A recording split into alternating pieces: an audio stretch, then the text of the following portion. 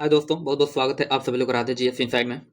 जैसा कि हम लोग एडीओ का एडुटेरिया का प्रैक्टिस सेट सॉल्व कर रहे थे और ये देखिए सेट नंबर 4 है जो कि फुल लेंथ टेस्ट है। ठीक है। और ये जनरल स्टडी का पेपर है। देखिए एक को हम लोग सॉल्व कर चुके थे जिसमें सामान्य अध्ययन के थे। दो में क्या था, तो दो में लैंग्वेज का पेपर था, लैंग्वेज या रीजनिंग, मतलब रीजनिंग या मैथ का था। और तीसरा में भी मतलब चौथा में पुनः एक बार क्या है, ये जीएस का सामान्य अध्ययन है। ठीक है। तो चौथा प्रश्न सेट को हम लोग आज देखेंगे। इसमें पूरा फुल ये जनरल स्टडी का पेपर है। तो ज़्यादा देरी ना करते हुए शुरू करते हैं। और अभी तक आप लोग चैनल को सब्सक्राइब नहीं किए तो जरूर कर लीजिए, और ताकि जब भी कोई वीडियो डाला जाए तो इसका नोटिफिकेशन आप लोग को मिल जाए। तो देखिए इसके पहला प्रश्न ये कह रहा ना, पहला ही प्रश्न कह रहा है निम्नलिखित कथनों पर विचार करिए। कह रहा है कि ये कह रहा है कि निम्नलिखित कथनों पर विचार करें। नाजका प्लेट मध्य अमेरिका और प्रशांत प्लेट के बीच स्थित है। तो देखिए पहला कथन ना क्या है ना, नीचे देख लेंगे कि उपरोक्त में से सही कथन पूछा है कि गलत कथन पूछा है। ठीक है। तो पहला कथन क्या है, गलत है। ठीक है। नाजका प्लेट जो है, देखिए नाजका प्लेट जो है ना, ये दक्षिण अमेरिका और प्रशांत प्लेट के बीच है, जबकि दिया इसमें मध्य अमेरिका, तो ये गलत है। ये कहाँ पे है, ये दक्षिण अमेरिका है और प्रशांत प्लेट के बीच है, इसलिए दूसरा क्या है, गलत है। मध्य अमेरिका का मध्य नहीं है। नेक्स्ट कर रहा प्लेट टेक्टोनिक अवधारणा मैकेंजी, पार्कर और मार्गन द्वारा प्रतिपादित किया गया था। तो बिल्कुल सही है, क्योंकि ये 1967 ईस्वी में किसके द्वारा, तो मैकेंजी, पार्कर और मार्गन के द्वारा प्रतिपादित किया गया था। तो दूसरा कथन किसमें क्या है, केवल सही है। पहला गलत है, दूसरा सही, इसलिए ऑप्शन नंबर 20 का क्या हो जाएगा, सही हो जाएगा। और अगला प्रश्न देखते हैं। जब कह रहा है कि जब विसर्प मुख्य नदी से अलग हो जाती है तो बनने वाली भूभाग की आकृति क्या होती है। कह रहे हैं जब जब विसर्प मुख्य नदी से अलग हो जाती है तो बनने वाली भूभाग आकृति क्या कहलाती है, डेल्टा? नहीं, ऑक्सबो झील, खाड़ी और उपयुक्त में से एक से अधिक। तो देखिए डेल्टा कब बनता है ना, जब नदियां एक तरह से समुद्र में मिलने वाली होती है, तो जो मुहाना होता है वहां पे डेल्टा बनता है। बल्कि ऑक्सबो झील होता है ना, इसी को हम लोग क्या कहते हैं, इसको इसी को गोखुर झील भी कहा जाता है। क्या कहा जाता है, गोखुर झील भी कहा जाता है ऑक्सबो झील को। तो देखिए जब नदियां ना क्या ना बड़ी नदियां जब होती हैं, तो ये जब मैदानी मार्ग में आती है ना, तो ये समतल हो जाती है और ये एक तरह से विसर्प के रूप में बहने ऐसे प्रवाहित होती हैं। ठीक है। तो मान लीजिए कि ये जब विसर्प के रूप में प्रवाहित हो रहे थे, ये नदी का तल आ गया यहाँ पे। ठीक है, ये इतना पानी आ गया, फिर उसके बाद से यही क्या ना अपना स्थान मोड़ के कहीं और दूसरे स्थान पे चली जाती है। ठीक है। तो ये जो बचा हुआ स्थान होता है ना, वो खाली एक तरह से झील की तरह हो जाता है, नदियों से दूर हो जाती है, तो इसी को ऑक्सबो झील करते हैं। तो ऑप्शन नंबर बी क्या है, सही है। अगला प्रश्न है मिलान करने वाला। इसको इसलिए हम लोग छोटा करते हैं। ये देखिए कराना, सूची वन को सूची टू से मिलान करिए तथा सूची वन को सूची टू से मिलान कीजिए तथा कूट की सहायता से सही उत्तर को चयन करिए। एक तरफ दे रहा है गोंड जनजाति, तो देखिए गोंड जनजाति किस राज्य में पाई जाती है, तो ये मध्य प्रदेश में, अर्थात ए का क्या हो जाएगा, ए का टू, हाँ ए का टू होगा। यहाँ लिखते हैं ए का क्या हो जाएगा, टू हो जाएगा। उसके बाद डुंगरिया क्रोध, तो देखिए डुंगरिया जो क्रोध है ना, ये उड़ीसा राज्य में पाई जाती है। कहाँ पे, उड़ीसा में। तो बी का क्या हो जाएगा, थर्ड। अब बी का क्या हो गया, थर्ड हो गया। उसके बाद क्या करा है, टोंडा जनजाति, ये सभी लोगों को पता है कि ये नीलगिरी पहाड़ियों में पाई जाती है, तो इसलिए सी का क्या हो जाएगा, वन ही होगा। उसके बाद चेंचू, तो चेंचू कहाँ पे है, एक ही बचा है, केरल, अर्थात क्या हो जाएगा, डी का क्या हो जाएगा, फोर। अब देखिए ये ऑप्शन किस में मिलता है, तो ये मिल रहा है आपका, देखिए ए में है ना, ए का टू है, बी का क्या है, थर्ड है, उसके बाद सी का क्या है, वन है, और डी का क्या है, फोर है, इसलिए ऑप्शन ए इसका क्या हो जाएगा, सही हो जाएगा। अगला कथन कह रहा है कि निम्नलिखित कथनों पर विचार करें। कह रहा है चीली विश्व में तांबे का अग्रणी उत्पादक है। बिल्कुल कथन क्या है, सही है। चिली जो है विश्व का अग्रणी तांबा उत्पादक है, इसलिए कथन पहला सही है। उसके बाद अगर मध्य प्रदेश सबसे बड़ा तांबा उत्पादक है, तो देखिए भारत में देखा जाए ना, भारत के संदर्भ में तो मध्य प्रदेश जो होता है ना, तांबे का सबसे बड़ा उत्पादक होता है, इसलिए दूसरा कथन भी क्या है, सही है। अर्थात दोनों कथन क्या है, सही है, इसलिए ऑप्शन नंबर सी सही हो जाएगा, क्योंकि दोनों सही है। और देखिए तांबा विद्युत उद्योग में तार, विद्युत मोटर, ट्रांसफर, जनरेटर बनाने के लिए क्या होता है, ये एक अनिवार्य धातु है। ठीक है। तो ये क्या है, दोनों कथन क्या है, इसका सही है। अगला प्रश्न देखते हैं। प्रश्न संख्या ये 5 है। कह रहा है निम्नलिखित में से क्षेत्रफल की दृष्टि से विश्व का सबसे बड़ा महाद्वीप कौन है। तो देखिए क्षेत्रफल की दृष्टि से क्या दे रहा है, अफ्रीका दे रहा है, यूरोप दिया है, उत्तरी अमेरिका और ऑस्ट्रेलिया। अफ्रीका, यूरोप, उत्तरी अमेरिका और ऑस्ट्रेलिया। तो देखिए क्षेत्रफल की दृष्टि से देखा जाए तो सबसे ज्यादा क्षेत्रफल वाला कौन सा महाद्वीप है, तो एशिया है। हालांकि एशिया इस ऑप्शन में दिया नहीं है, तो अब देखेंगे दूसरे क्रम पे है। तो देखिए एशिया के बाद से आता है ना, अफ्रीका आता है। क्या आता है, अफ्रीका। ठीक। तो अफ्रीका क्या हो जाएगा, सही हो जाएगा, अर्थात ऑप्शन नंबर ए इसका क्या हो जाएगा, सही हो जाएगा। और अफ्रीका के बाद से देखें तो कौन सा आता है, तो ये उत्तरी अमेरिका आता है। क्या होता है, ये उत्तरी अमेरिका। ठीक। और उत्तरी अमेरिका के बाद से क्या आता है, दक्षिणी अमेरिका आता है। और साथ ही में उसके बाद से देखा जाए तो अंटार्कटिका आता है। क्या होता है, ये अंटार्कटिका होता है। ठीक है। उसके बाद से अंटार्कटिका के बाद से यूरोप और ऑस्ट्रेलिया, उसके बाद से यूरोप और ऑस्ट्रेलिया आ जाता है, ये ऑस्ट्रेलिया लिख दे रहे हैं इसको, ठीक है। तो सबसे बड़ा एशिया, दूसरा अफ्रीका, तो इसलिए ऑप्शन ए इसका क्या हो जाएगा, सही हो जाएगा। अगला प्रश्न कह रहा है निम्नलिखित कथनों पर विचार करें, प्रश्न संख्या 6 है। ये कह रहा है कि पश्चिमी घाट पूर्वी घाटों की तुलना में ज्यादा ऊंचे हैं। तो इसमें पूछा है कि उपयुक्त में से कौन से कथन गलत हैं। तो देखिए कह रहा है पश्चिमी घाट पूर्वी घाटों की तुलना में ज्यादा ऊंचे हैं, तो पहला कथन गलत, चूंकि देखिए ये बड़ा ध्यान देना उचित होता है कि कौन सा गलत पूछा है कि इसमें सही पूछा है, ठीक है। तो देखिए पूछा है इसमें गलत पूछा है, तो कह रहा है पश्चिमी घाट, देखिए ऐसे तो भारत का जो प्रायद्वीपीय क्षेत्र का नक्शा है आप देखेंगे तो ये वाली जो एरिया है ना ये पश्चिमी घाट कहलाती है, ये पश्चिमी घाट कहलाती है, और ये वाले जो हिस्सा है ये पूर्वी घाट कहलाता है,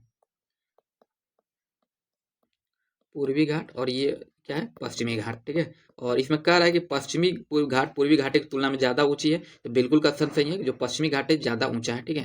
पहला कथन क्या है, सही है, ठीक। और जब पहला, उसके बाद कह रहे हैं ताप्ती नदी सतपुड़ा और बिंद पर्वतमाला के बीच एक दरार घाटी से होकर बहती है, तो ये कथन क्या है, गलत है। दूसरा कथन क्या है, गलत है, क्योंकि देखिए सतपुड़ा और बिंद पर्वतमाला के बीच में ना ताप्ती नदी नहीं बल्कि नर्मदा नदी बहती है। कौन सी, नर्मदा नदी है, तो इसलिए ऑप्शन नंबर ए इसका क्या हो जाएगा, सॉरी पहला सही है, दूसरा क्या है, गलत है। अब पूछा है कौन सा गलत है, तो केवल बी गलत है, इसलिए आप केवल दो गलत है, इसलिए बी ऑप्शन क्या हो जाएगा, इसका सही हो जाएगा। अगला प्रश्न है प्रश्न संख्या 7। तो ये कह रहा है कि दक्षिण पश्चिम मानसून के बारे में निम्नलिखित में से कौन सा कथन सही नहीं है, ठीक है। तो इससे पूछा कौन सा कथन इसमें सही नहीं है। कह रहा है कि इसकी दो शाखाएं हैं, अरब सागर शाखा और बंगाल की खाड़ी शाखा। बिल्कुल कथन क्या है, ये सही है। अच्छा इसका देखते हैं ऑप्शन में दिया है क्या, नहीं नहीं स्टेटमेंट ये केवल, इसको छोटा करते हैं। कह रहा है इसकी दो शाखाएं हैं, अरब सागर और बंगाल की खाड़ी। बिल्कुल क्या है, सही है। उसके बाद अरब सागर शाखा पश्चिमी घाट कोकण तट पर वर्षा कराती है, ये भी कथन क्या है, सही है। और कह रहा है कि बंगाल की खाड़ी शाखा मुख्यतः जून जुलाई के दौरान तमिलनाडु में वर्षा कराती है, ये क्या है, गलत है, ठीक है। देखिए तमिलनाडु जो है ना दक्षिण पश्चिम मानसून के दौरान वर्षा छाया प्रभाव देखा जाना, ये मतलब एक तरह से शुष्क रहता है, लेकिन यहाँ पे देखा है ना तो उत्तर पूर्वी मानसून जो कि अक्टूबर दिसंबर से होती है उसकी वजह से यहाँ पे वर्षा होती है, तो इसलिए दूसरा कथन क्या, सी क्या है, गलत है। उसके बाद कोरियालिस प्रभाव के कारण मानसूनी हवाएं विक्षेपित हो जाती हैं, तो बिल्कुल सही। आप सभी लोग जानते हैं कोरियालिस के कारण, मान लीजिए जैसे पृथ्वी है, पृथ्वी कैसे ये भूमध्य सागर है, ठीक है। तो सभी जो कोरियालिस प्रभाव के कारण जो मानसूनी हवाएं होती है ना ये अपने उत्तरी गोलार्ध में ना बाएं की तरफ आकर्षित होती हैं और दक्षिणी गोलार्ध में अपने दाएं की तरफ आकर्षित होती हैं, ठीक है। तो इस कारण मानसूनी हवाएं विक्षेपित हो जाती है, तो बिल्कुल सही है। तो सी ही केवल गलत है, इसलिए ऑप्शन नंबर सी इसका क्या हो जाएगा, सही हो जाएगा, क्योंकि गलत ही पूछा था। और अगला प्रश्न कह रहा है निम्नलिखित कथनों का सही मिलान करें। एक तरफ घटना दिया है, दूसरे तरफ उसका कारण दिया है, ठीक है। तो इसमें दे रहा है कोरियालिस बल। तो देखिए कोरियालिस बल जो होता है ना यह एक कोरियालिस बल किसका कारण होता है, ये पृथ्वी, एक मिनट इसको हम लोग देखते हैं। प्रश्न संख्या कौन सी, 8 है ना। देखिए कोरियालिस बल पृथ्वी का घूर्णन, तो कोरियालिस पृथ्वी के घूर्णन के कारण ही कोरियालिस बल मतलब एक तरफ से घटना है, और इसका कारण क्या है, तो देखिए घूर्णन के कारण ही ना कोरियालिस बल मतलब अस्तित्व में आता है, तो ये का क्या हो जाएगा, वन ही सही होगा, ठीक है। ऋतुएं क्या होती हैं, अब देखिए इसको कोरियालिस बल को देखिए ना कोई एक तरह से वास्तविक बल नहीं होता है, बस एक तरह से महसूस किया जा सकता है। जैसे कि मान लीजिए ये पृथ्वी है, ठीक है, थोड़ा सा इसको हम समझाते हैं, और ये भूमध्य सागर है। तो कहने का मतलब ये लोग कहने को कहा जाता है, ये तो अभी हमने भी कहा कि ये उत्तरी गोलार्ध में अपने बाएं तरफ मुड़ती है और दक्षिणी गोलार्ध में अपने दाहिने तरफ मुड़ती है, ठीक है। हालांकि हवाएं अपने सीधी ही जाती हैं, ठीक है, ऐसा होता नहीं है। लेकिन आप सभी लोग बताओ कि जो ये पृथ्वी है इसका जो घूर्णन होता है ना पश्चिम से कितना पूर्व की तरफ होता है, और जब पश्चिम से पूर्व की तरफ ये घूमता है ना तो ये हवाएं खुद ब खुद अपने बाएं तरफ उत्तरी गोलार्ध सॉरी दक्षिणी गोलार्ध में बाएं तरफ और उत्तरी गोलार्ध में अपने दाहिने तरफ जाती हुई महसूस होती है, मतलब दिखती हैं, लेकिन वास्तव में वो अपने सीधी रेखा में ही चलती रह जाती हैं। तो ये कोरियालिस बल का कारण क्या होता है, पृथ्वी का घूर्णन, ठीक है। उसके बाद क्या ऋतुएं, तो देखिए ऋतुएं का कारण क्या होता है, ऋतु परिवर्तन का, तो पृथ्वी की परिक्रमा और झुकाव होता है, बिल्कुल सही है। नेक्स्ट है क्या है, विषव। तो ये क्या है ना, ये तब होता है जब सूर्य भूमध्य रेखा के ठीक ऊपर होती है, तो ये भी क्या है, सामने ही सुमेलित है, अर्थात सी का क्या है, थर्ड। तो देखिए ऑप्शन नंबर ए इसका क्या है, सही है, अर्थात ए का 1, बी का 1 2, सी का थर्ड है। और उसके बाद देखते हैं प्रश्न संख्या कौन 6 है, नहीं 9 होगा। तो ये कह रहा है शीतोष्ण चक्रवात किस प्रकार के वाताग्र से संबंधित होता है। तो इसमें दे रहा है गर्म वाताग्र और ठंडा वाताग्र। तो देखिए शीतोष्ण जो चक्रवात होता है ना ये गर्म और ठंडे दोनों प्रकार के वाताग्रों से शामिल होता है, और ये क्या है, एक अवरुद्ध वाताग्र का निर्माण करते हैं। तो ऑप्शन नंबर सी इसका सही हो जाएगा, क्योंकि गर्म वाताग्र और ठंडा वाताग्र अर्थात दोनों क्या है, सही है। और अगला प्रश्न है कि प्रश्न संख्या 10 का रहा है कि हिमालय नदियां अपने प्रवाह के क्रम में मध्य एवं निचले भागों में किस प्रकार की आकृति का निर्माण करती हैं। तो हिमालयी नदियां अपने प्रवाह के क्रम में मध्य एवं निचले भागों में किस प्रकार की आकृति का निर्माण करती हैं? गोखोर झील? तो बिल्कुल नहीं होगा ये, ठीक है, क्योंकि हिमालयी नदियां जो अपने प्रवाह के क्रम में जब देखा जाना तो मैदान में प्रवेश करती हैं, तो इसके मध्य व निचले भागों में अपने साथ भारी मात्रा में सिल्ट बालू का साथ संवहन करती हैं, लाती हैं, और ये विभिन्न निषेधात्मक और स्थलाकृतियां जैसे समतल घाटियां, गोखोर झील, विसर्प नदियां, बाढ़कृत मैदान, गुम्फित वाहिकाएं और नदी के मुहाने पर डेल्टा का निर्माण करती हैं। तो इसलिए इसका सही आंसर हो जाएगा, क्या है कि अपने प्रवाह के क्रम में मध्य एवं निचले भागों में, तो इसका कोई भी आंसर नहीं होगा, उपयुक्त में से डी इसका क्या हो जाएगा, सही हो जाएगा। उपयुक्त में से डी इसका सही हो जाएगा। हालांकि इसको जहां तक मुझे लग रहा है कि इसका कोई और आंसर, एक मिनट इसको हम लोग देख ही लेते हैं। देखिए जहां तक मुझे लग रहा है कि इसका सही आंसर हो जाना चाहिए, यहाँ उपयुक्त में से कोई नहीं बल्कि उपयुक्त में से एक से अधिक होना चाहिए, ठीक है, जैसा प्रश्न है। तो इसको आप लोग अपने स्तर पे एक बार चेक कर लीजिए, और सही जो होगा उसको आप सुझाव आप लोग कमेंट बॉक्स में कारण सहित जरूर एक बार दीजिएगा। यहाँ पे उपयुक्त में से एक से अधिक होना चाहिए, इसलिए ऑप्शन नंबर डी इसका सही होता। तो अगला प्रश्न देखते हैं। सूची 11 का राइस को मिलान करने वाला, थोड़ा छोटा करते हैं इसको, कह रहा है कि सूची 1 तथा सूची 2 का मिलान कीजिए तथा दिए गए कूट का सही प्रयोग का उत्तर चयन करिए। एक तरफ दे रहा है गति के प्रकार, दूसरे तरफ दे रहा है क्या, वस्तुओं की गति। तो देखिए जो गति के प्रकार इसमें पहला क्या है, ये पहला दे रहा है कि क्या, वृत्तीय गति। तो वृत्तीय गति किसका, घड़ी के दोलन की गति, नदी के प्रवाह गति, पृथ्वी की परितः चंद्रमा की गति, या लट्टू की अपनी अक्ष पर गति। तो देखिए पृथ्वी के जो परितः जो चंद्रमा की गति होती है ना, इसका जो सही आंसर होगा, पहले हम लोग ये चेक कर लेते हैं, ठीक है। तो देखिए वृत्तीय गति क्या होता है, तो ये वृत्तीय गति आप सभी लोग जानते हैं कि पृथ्वी के परितः जो चंद्रमा गति क्या होती है, वृत्तीय गति होती है, ठीक है। तो ए का क्या हो जाएगा, थर्ड हो जाएगा, ठीक। उसके बाद देखिए घूर्णन गति। तो घूर्णन गति मतलब अपने स्थान पे गति करना। तो घूर्णन गति किसका होता है, तो ये होता है आपका लट्टू की अपनी अक्ष पर घूमना है। तो देखिए लट्टू जो देखेंगे अपने अक्ष पर घूमता रहता है अपने स्थान पे, तो बी का क्या हो जाएगा, फोर्थ हो जाएगा। उसके बाद क्या है, आवर्ती गति, ठीक है। तो आवर्ती गति होता क्या है, पहले ये देखते हैं।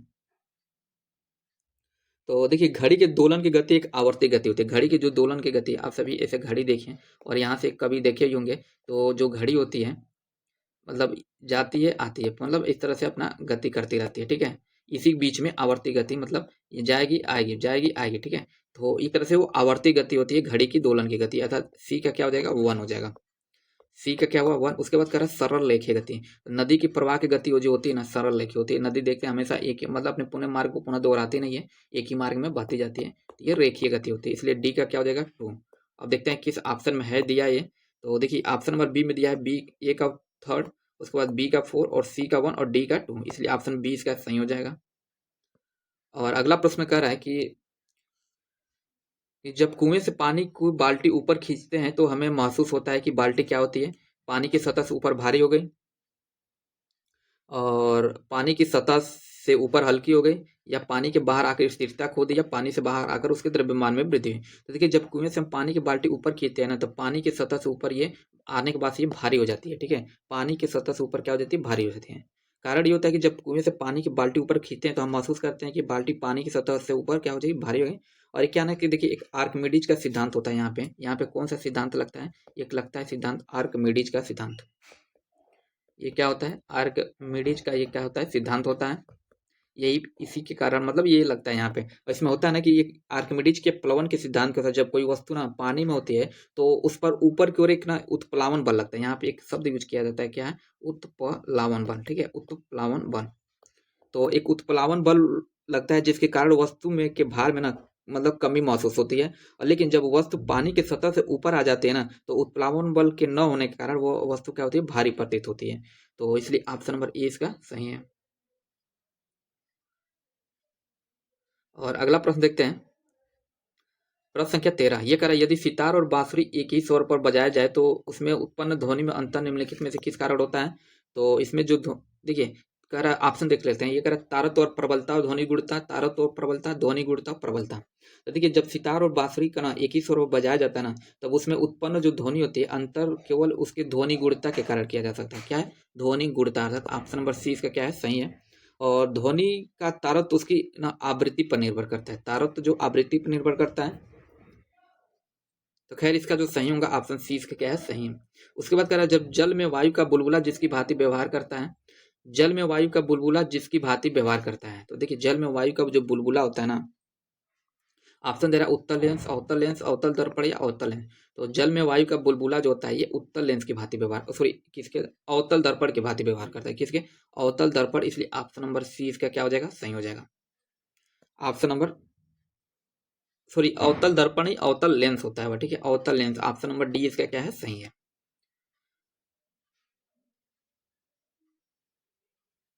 अगला प्रश्न कह रहा है कि ट्रांसफार्मर में निम्नलिखित में से किसके कारण ऊर्जा, ट्रांसफार्मर में निम्नलिखित में से किसके कारण ऊर्जा हानि नहीं होती है, तो भंवर धाराएं, शैथिल्य हानि, कुंडलन का प्रतिरोध या क्रोड का नम्र लोहे का बना हुआ।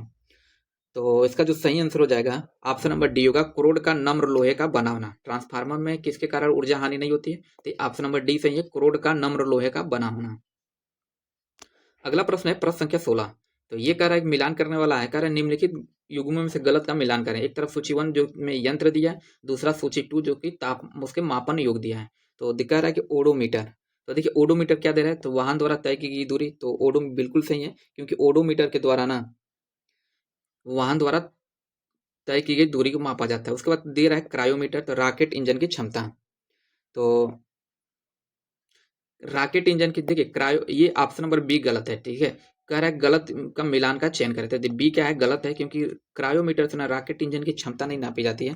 क्रायोमीटर से नापा जाता है अत्यंत निम्न ताप को मापने में यूज किया जाता है। क्या, निम्न ताप मापने में, सीधे सीधे लिखते हैं क्या इसका, निम्न तापमान मापने में इसका प्रयोग किया जाता है, अर्थात ये बी ही क्या है, गलत है, बी सही है। और रॉकेट के इंजन की जो क्षमता होती है ना, खैर इसका पता नहीं, ग्रेविनोमीटर से देखते हैं, तो देखिए ग्रेविमीटर से गुरुत्वाकर्षण क्षेत्र में परिवर्तित ये मापा जाता है, और फोनोमीटर से क्या होता है, तो ये ध्वनि की तीव्रता मापी जाती है, ठीक है। और साथ में कुछ और मीटर जो होते हैं, जैसे कि एक अमीटर होता है जो विद्युत धारा की तीव्रता मापने के लिए क्या आता है। एक प्रश्न पूछता है स्टेथोस्कोप, तो हृदय और फेफड़े की आवाज सुनने के लिए, रक्तचाप अध्ययन के लिए किया जाता है। अगला प्रश्न देखते हैं इसमें, कह रहा है कि लोहे की कील पारे पर तैरती है, लोहे की कील पारे पर तैरती है जबकि वो पानी में डूब जाती है, कारण क्या है इसका, तो इसका कारण कह दे रहा है कि लोहे की कील तथा पारे के बीच लगने वाला पृष्ठ तनाव कारण है, या लोहे का अपेक्षित घनत्व पानी से अधिक तथा पारे से क्या होता है, कम होता है, या लोहे का भार पानी से अधिक तथा भार पारे से कम होता है, या पारे का भार जो है पानी की अपेक्षा अधिक होता है। तो देखिए इसमें कह रहे हैं लोहे की कील पारे पर तैरती है जबकि वह पानी में डूब जाती है, इसका कारण होता है ना, ये बी में जो दिया है कि लोहे का अपेक्षित घनत्व पानी से अधिक तथा पारे से क्या होता है, कम होता है, इसलिए ऑप्शन नंबर बी क्या हो जाएगा, सही हो जाएगा। देखिए लोहे का कील जो होता है पानी पर तैरता है किंतु पानी में डूब जाता है, ये कारण हुआ कि जो मरकरी है इसका अपेक्षित घनत्व लोहे के अपेक्षित घनत्व से अधिक होता है और पानी के अपेक्षित घनत्व से कम होता है। आप मतलब जब पानी का अपेक्षित घनत्व लोहे से कम होता है, इसलिए ऑप्शन बी इसका क्या है, सही है। अगला प्रश्न है कि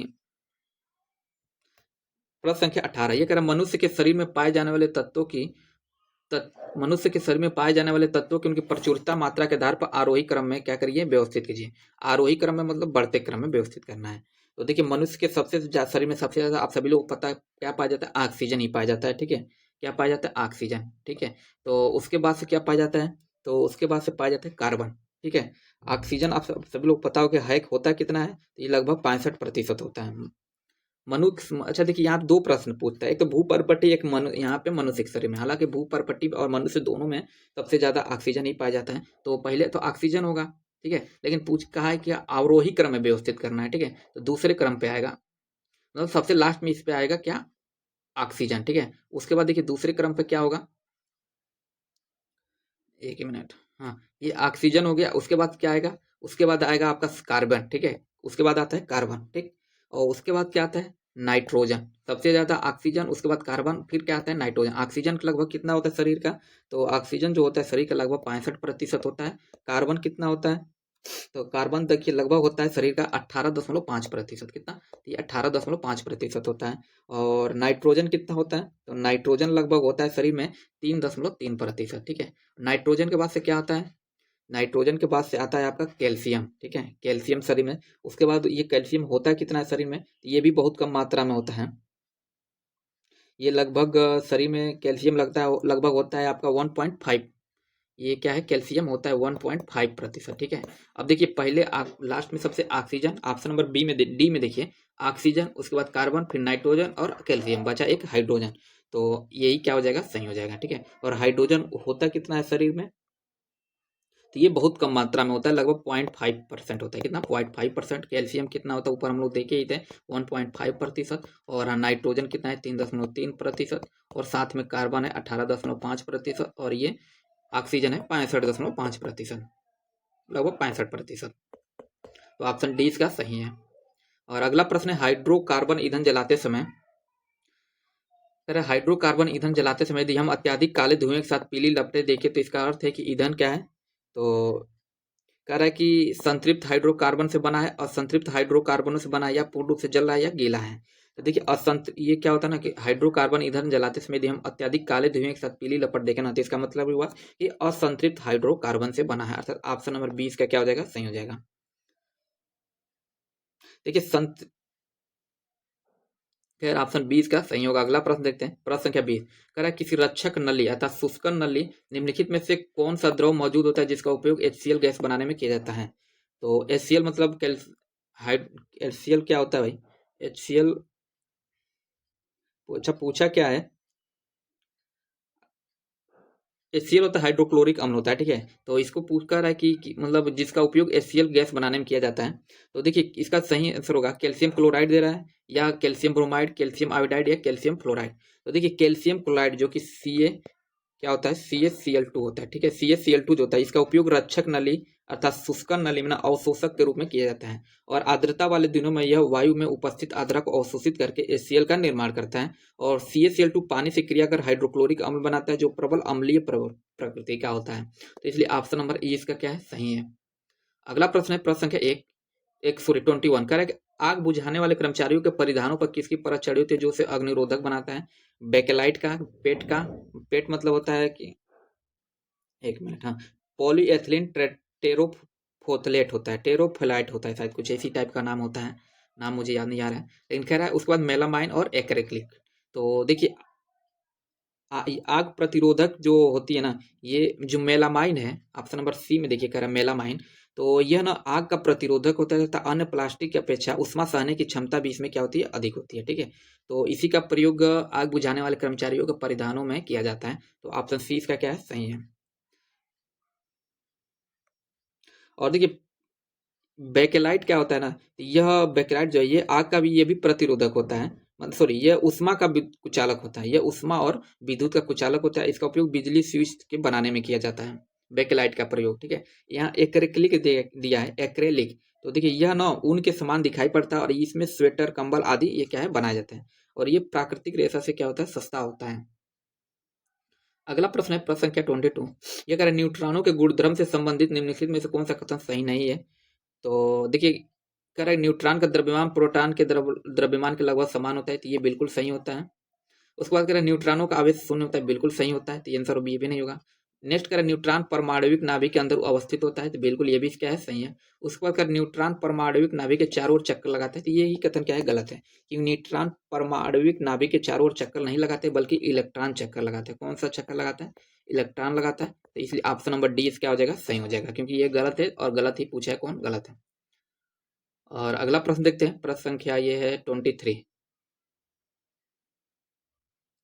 तो ये कह रहा है कि HOOC में कौन सा अम्ल कहा जाता है? इसको मतलब HOOC और COH को कौन सा अम्ल कहा जाता है? कार्बोनिक अम्ल, ऑक्सेलिक अम्ल, या एसिटिक अम्ल, या उपयुक्त में से एक से अधिक। तो देखिए इसको कहा जाता है ऑक्जेलिक अम्ल, अर्थात ऑप्शन नंबर 20 क्या है? सही है। और ऑक्जेलिक अम्ल एक प्रबल डाई कार्बोक्सिलिक एसिड होता है। इस अम्ल का उपयोग ना व्यापक रूप से सफाई कारक कपड़ों में दाग और लोहे पर जंग हटाने के लिए किया जाता है, ठीक है। ऑप्शन नंबर सी का क्या है? 20 का क्या है? सही है। और उस अगला प्रश्न कर रहा है कि अज्ञात रुधिर वर्ग क्या है? अज्ञात रुधिर वर्ग का एक व्यक्ति गंभीर रूप से दुर्घटनाग्रस्त हो जाता है और उसे तुरंत रक्त आदान अर्थात ब्लड ट्रांसफ्यूजन की जरूरत पड़ती है। अस्पताल में आसानी से उपलब्ध निम्नलिखित रुधिर वर्गों में से किस एक का रक्त आदान के लिए उपयोग किया जा सकता है? तो देखिए करा ORH- और या ORH+, या ABRH- या ABRH+। तो इसका देखिए जो सही आंसर हो जाएगा ना, ये होगा option number A. O blood group होना चाहिए और ये RH- होना चाहिए, ठीक है। तो और ये देखिए ओ में भी ना निगेटिव होना चाहिए, क्या है? ओ निगेटिव होना चाहिए। ओ निगेटिव और RH निगेटिव रुधिर वर्ग को रक्त आदान मतलब ये किया जा सकता है। और सभी लोग पता हो कि ओ जो होता है ना, ये रुधिर वर्ग यूनिवर्सल डोनर कहा जाता है, और इसमें क्या है ना कि किसी भी रुधिर वर्ग के व्यक्ति के लिए सुरक्षित होता है। और निगेटिव ये होता है कि रुधिर में कोई एंटीजन नहीं होता है, और जो अन्य रुधिर वर्गों के साथ प्रतिक्रिया कर सकता है, मतलब करता भी है। तो ऑप्शन नंबर ए इसका क्या हो जाएगा, सही हो जाएगा। ओ नेगेटिव होना चाहिए, हालांकि ओ दिया है तो और आर एच निगेटिव दिया ना, तो इसे मान लिया जाएगा कि ये भी क्या है, ओ नेगेटिव ही है। और जो कि मेरा ये ओ नेगेटिव ब्लड ग्रुप है, तो मैं किसी को भी ब्लड मतलब दे सकता हूँ। हालांकि अभी तक मैंने लगभग 7-8 बार तो डोनेट कर ही चुका होगा। डोनेट का किसी को न किसी को दे ये, या अपने जान पहचान वालों को ही। तो खैर, इसका अगला देखते हैं, ऑप्शन नंबर ए इसका क्या है, सही है। अगला कह रहा है कि प्रश्न संख्या 25 का रहा है कि ऊंचे पेड़ों में जाइलम वाहिकाओं के माध्यम से जल ऊपर की ओर चढ़ता है। पौधों में होने वाली प्रक्रिया और पानी के गुणधर्म जो दो ऊर्ध्व गति में सहायक होते हैं, कौन से होते हैं? तो देखिए ये कह रहा है कि वाष्पोत्सर्जन, खिंचाव और ससंजन, आसंजन। ठीक है, देखिए ऊंचे पेड़ों में सॉरी, ये क्या कह रहा है, जाइलम, ऊंचे पेड़ों में जाइलम वाहिकाओं के माध्यम से ना जल ऊपर की ओर चढ़ता है। और पौधों में होने वाली प्रक्रिया, पानी के गुणधर्म जो इसे ऊर्ध्व गति में सहायक होते हैं, इसमें वाष्पोत्सर्जन, खिंचाव और संसंजन और आसंजन बल होता है। ठीक है, तो ये ऑप्शन नंबर 20 का क्या हो जाएगा, सही हो जाएगा। उसके बाद 26 प्रश्न कर रहा है कि आवृत्त बीजियों के बीजांड में निम्नलिखित में से कौन से अगुणित कोशिकाएं नहीं पाई जाती हैं? तो कह रहा है कि बीजांडकाय, सहायक कोशिका, अंड या प्रतिव्यासांत। तो देखिए आवृत्त बीजियों के बिना बीजांड में बीजांडकाय नहीं पाए जाते हैं, अर्थात ऑप्शन नंबर ए इसका सही हो जाएगा, बीजांडकाय नहीं पाया जाता है। और यह युग्म मतलब मादा भ्रूण कोश के बाहर स्थित द्विगुणित कोशिका का उत्तक होता है। शेष जो 3 है, जैसे कि ये क्या है, ये सहायक कोशिका, अंड या प्रतिव्यासांत, ये पाए जाते हैं। अगला प्रश्न है 27, ये कह रहा है दिए गए युग्म में से कौन कौन से युग्म सही सुमेलित है, उनका चयन कर कूट की सही मतलब चयन कूट की सहायता से करें। एक तरफ विटामिन है और उसके तरफ मतलब विटामिन खनिज है, और दूसरे तरफ क्या दे रहा है, उसका रोग और विकार दे रहा है। तो पूछा है कि कौन से युग्म सही सुमेलित है। ठीक है, विटामिन ए से क्या होता है, तो देखिए विटामिन ए से क्या होता है, दृष्टिहीनता होती है। विटामिन ए की कमी से दृष्टिहीनता होती है, जिसे रतौंधी कहते हैं, और ये विटामिन ए की कमी से होती है।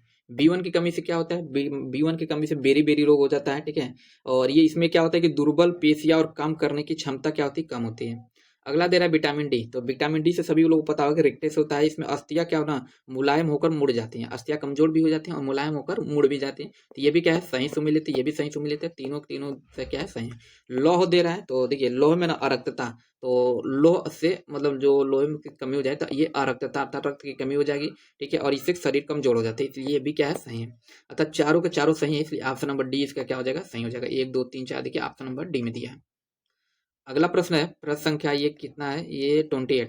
तो ये कह रहा है कि जीवाणु में एक 28 कह रहा है कि जीवाणु में एक अस्पष्ट केंद्रक प्रदेश होता है, जिसमें केंद्रकीय झिल्ली का अभाव होता है तथा केवल प्रोटीन रहित डीएनए पाया जाता है। ऐसे प्रदेश को क्या कहा जाता है? तो कह रहा है केंद्रक द्रव्य, केंद्रक प्रोटीन या केंद्रकाभ। तो देखिए जीवाणु में एक जो अस्पष्ट केंद्रक क्षेत्र होता है और जिसमें केंद्रक झिल्ली नहीं होती और केवल प्रोटीन रहित डीएनए होता है ना, जिसमें केवल प्रोटीन रहित डीएनए पाया जाता है, उसको कहते हैं केंद्राभ। क्या कहते हैं, केंद्राभ, अर्थात न्यूक्लियोइड भी कहते हैं इसको, केंद्राभ होता है। अर्थात ऑप्शन नंबर डी इसका क्या हो जाएगा, सही हो जाएगा। इसी को न्यूक्लियोइड भी कहा जाता है, अर्थात NuClEOID होता है। ठीक है, न्यूक्लियोइड भी होता है। अगला प्रश्न है 29। तो ये कह रहा है यकृत द्वारा स्रावित पित्त के संबंध में निम्नलिखित में से कौन सा कथन सही नहीं है। पूछा इसमें कौन सा कथन सही नहीं है। ठीक है, तो 29 का ये कह रहा है कि पित्त में लिपिडों के पाचन के लिए एंजाइम होते हैं। तो देखिए यकृत द्वारा स्रावित पिंड के संबंध में ना ये कथन क्या है, सही नहीं है, क्योंकि पित्त जो ना यकृत द्वारा स्रावित एक पाचक रस होता है। हालांकि इसमें कोई भी पाचक एंजाइम नहीं होता है और ये वसा के पाचन में महत्वपूर्ण भूमिका निभाता है। तो इसमें कह रहा है पित्त लिपिडों के पाचन के लिए एंजाइम होते हैं, बिल्कुल गलत है, ये वसा के पाचन में सहायक होता है, इसलिए ये गलत है, इसलिए ऑप्शन ए इसका सही हो जाएगा। बाकी ये बी दे रहा है कि पित्त वसाओं के पाचीकरण में सहायक होता है, ये सही है। और पित्त अमाशय से आने वाली खाद्य को अम्लीय पीएच कर उदासीन कर देते, ये भी क्या है, सही है। और पित्त खाद्य के पीएच के क्षारीय करता है और अग्निशामी एंजाइमों को क्रिया को सुगम बनाता है, ये भी क्या है, सही है। कथन ए ही क्या है, गलत था, इसलिए ए सही हो जाएगा। अगला प्रश्न है 30 कह रहा है कि निम्नलिखित में से कौन से पौधों में मौजूद सरल अस्थायी उत्तकों का एक समूह है। तो इसका जो सही आंसर हो जाएगा, देखिए ऑप्शन ए में दिया है कि देखिए पौधों में ना मुख्यतः 3 सरल अस्थायी उत्तक पाए जाते हैं। कौन, एक पैरेनकाइमा, कोलेनकाइमा या स्क्वेलर काइमा पाया जाता है। ऑप्शन ए क्या है जिसका सही हो जाएगा।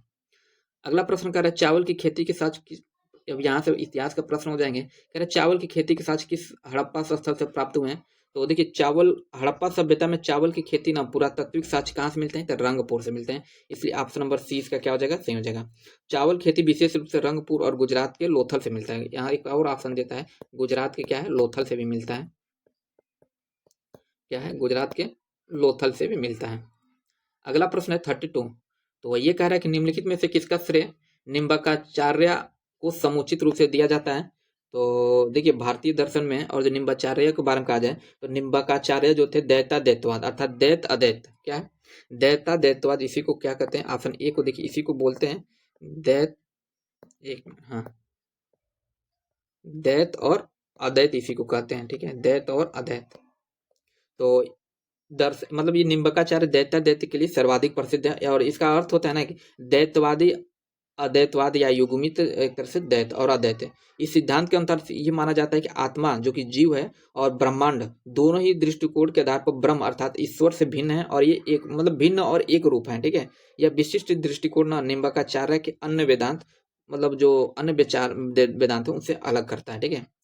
बाकी ये करता है कि शुद्धाद्वैतवाद वेदांत किसने दिया था, तो देखिए शुद्धाद्वैतवाद वेदांत ये दिया था माधवाचार्य ने। किसने, माधवाचार्य ने दिया था। और साथ में ये विशिष्टाद्वैतवाद, तो देखिए विशिष्टाद्वैत दिया था रामानुजाचार्य ने। किसने, रामानुजाचार्य ने दिया था।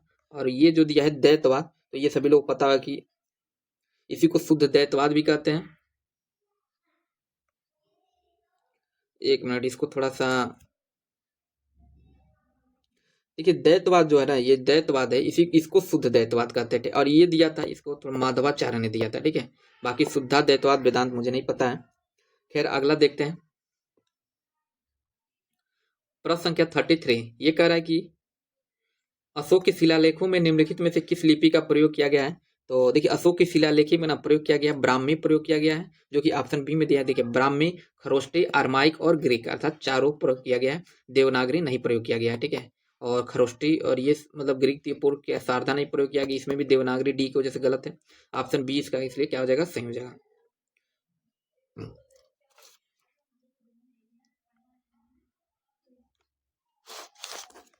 देखिए अगला प्रश्न है 34। ये कह रहा है कि सुल्तान पृथ्वी पर ईश्वर का प्रतिनिधि है और इसका स्थान केवल पैगंबर के बाद है, यह किसने कहा था। तो बलबन, देखिए ये कथन जो था बलबन ने कहा था। ऑप्शन नंबर ई इसका क्या है, सही है। सुल्तान बलबन जो गयासुद्दीन बलबन के नाम से भी जाना जाता है, इसने यह घोषणा करने का श्रेय मतलब दिया जाता है, मतलब कि यह सुल्तान पृथ्वी पर ईश्वर का प्रतिनिधि है और उसका स्थान पैगंबर के बाद दूसरा स्थान है। और इसी ने राजत्व के दैवीय अधिकार पर जोर दिया था और अपनी सत्ता को मजबूत करने और अपने शासन को वैध बनाने के लिए ना इसने खुद को जिल्ले इलाही, क्या है, तो इसने खुद को क्या कहा था, जिल्ले इलाही बोला था। अर्थात जिल्ले इलाही का मतलब हुआ कि खुदा ईश्वर की छाया। इसका मतलब क्या हुआ, ये ईश्वर की छाया, ठीक है, ईश्वर की छाया हुआ। अर्थात ऑप्शन नंबर ए इसका क्या है, सही है। 35 प्रश्न का है 35 की जौनपुर से किस मुगल बादशाह के खिलाफ फतवा जारी किया गया था। तो देखिए जौनपुर से मुगल बादशाह ना अकबर के खिलाफ फतवा जारी किया गया था। और ये कब हुआ था, तो 1579 में। कब, 1579 में। और जब अकबर ने मजहर की घोषणा की थी ना, तो मजहर एक ऐसा दस्तावेज था जो अकबर को धार्मिक मामलों में ना अंतिम निर्णय लेने का अधिकार देता था। अर्थात जैसे कि इसका कहना था कि जो धार्मिक मामले होते हैं ये उलेमा न देकर, धार्मिक विद्वान न देकर मैं खुद ही निर्णय इस पर दूंगा। तो इससे क्या, वो धार्मिक विद्वान जो थे, उलेमा थे, नाराज हो गए, इसीलिए इसके विरुद्ध मतलब जौनपुर से फतवा जारी किया गया अकबर के विरुद्ध। अगला प्रश्न है कि 36 प्रश्न कर रहे हैं कि रणजीत सिंह की राजनीतिक राजधानी लाहौर थी, उनकी धार्मिक राजधानी कौन सी थी। तो देखिए रणजीत सिंह जो राजनीतिक राजधानी लाहौर थी, लेकिन इनकी जो धार्मिक राजधानी थी ना, ये अमृतसर थी, अमृतसर मानी जाती है। इसलिए ऑप्शन नंबर ए इसका क्या हो जाएगा, सही हो जाएगा। और अमृतसर सभी लोग पता होगा कि सिख धर्म के सबसे पवित्र स्थल जो होता है हरमिंदर साहिब, जिसे स्वर्ण मंदिर भी कहा जाता है। क्या है, ये स्वर्ण मंदिर, स्वर्ण मंदिर कहा जाता है। तो सबसे पवित्र स्थल है, इसलिए ऑप्शन नंबर ए इसका क्या है, सही है। धार्मिक राजधानी इसकी यही थी। अगला प्रश्न कर रहा है 37 कि 1857 के विद्रोह की असफलता के बाद मुगल बादशाह बहादुर शाह द्वितीय को कहां और किसने गिरफ्तार किया। तो देखिए इसका देखिए 1857 के विद्रोह की विफलता के बाद ना मुगल सम्राट शाह को, ये जो बहादुर शाह जफर के भी नाम से जाना जाता था, तो इसको देखिए लेफ्टिनेंट हडसन ने ना हुमायूं के कब्र के पास से इसको गिरफ्तार किया था। इसलिए ऑप्शन डी इसका क्या है, सही है। इसमें देखिए केवल हम लोग सही प्रश्न देखेंगे, ठीक है, इससे ज्यादा आसान रहेगा और प्रश्न भी जल्दी होंगे और एक तरह से सही प्रश्नों की प्रवृत्ति हमें ज्यादा देरी तक मतलब कोई प्रश्न याद रहता है, और जो गलत प्रश्न ना देखे तो एक केवल सही प्रश्न देखें तो लगता है कि एग्जाम में न भी याद रहे तभी याद इतना तो रहता है कि हाँ कहीं ना कहीं देखा है इसको। तो अगला कह रहा है कि प्रश्न के 38 कि अस्थायी बंदोबस्त के लागू होने के बाद किसानों की दयनीय स्थिति पर किसने कहा था कि पूरा बंगाल एक जंगल में बदल गया है जिसमें केवल क्या है, वनवासी रहते हैं। तो ये कथन जो है ना, ये राजा राम मोहन राय ने कहा था। देखिए राजा राम मोहन राय ने बंगाल के कृषि और किसानों पर अस्थायी बंदोबस्त के विनाशकारी प्रभाव पर प्रसिद्ध टिप्पणी करते हुए कहा था कि पूरा बंगाल एक जंगल में बदल गया है जिसमें केवल वनवासी रहते हैं, ठीक है। तो इसलिए ये ऑप्शन नंबर 20 का क्या हो जाएगा, सही हो जाएगा। और अगला प्रश्न है 39। तो ये कह रहा है कि ईसाई मिशनरियों की सहायता से तरुण स्त्री सभा की स्थापना कहाँ की गई थी।